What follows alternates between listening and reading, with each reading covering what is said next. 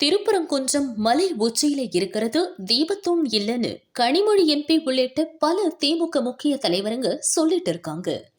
ஆனா இது உண்மை இல்லை. கோவில்ல இருக்கிறது தீபத்தூண் தான் அப்படிங்கிறதுக்கான ஆதாரம் தமிழக அரசு வெளியிட்ட புத்தகத்திலேயே இருக்கு. 1981ஆம் ஆண்டு தமிழக அரசு தொல்லியல் துறை சார்பில் குன்றத்து கோவில்கள் என்ற தலைப்பில் ஒரு புத்தகம் வெளியிட்டிருக்காங்க. அதுல தீபத்தூண்னு ஒரு தனி தலைப்பில் சில முக்கிய தகவல்கள் கொடுக்கப்பட்டிருக்கு. கோவில் உச்சியில் இருக்கிற தீபத்தூண் நாயக்கர் காலத்துல கட்டினது. அதுக்கு பக்கத்திலேயே ஒரு கல்வெட்டு இருக்கு. அதுல சில முக்கிய வார்த்தைகள் இடம்பெற்றிருக்கு.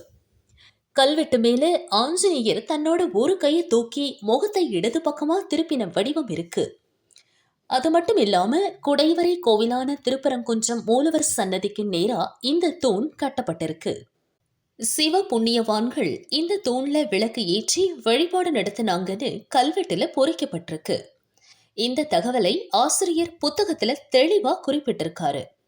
அது மட்டும் இல்லாம ஒவ்வொரு கார்த்திகைக்கும் மக்கள் தூண்ல விளக்கு ஏற்றி வழிபாடு நடத்தினதா ஆசிரியர் எழுதியிருக்காரு. இந்த புக்கோட காப்பி இப்போ தமிழக அரசு ஆன்லைன் டிஜிட்டல் லைப்ரரியில கூட இருக்கிறது குறிப்பிடத்தக்கது.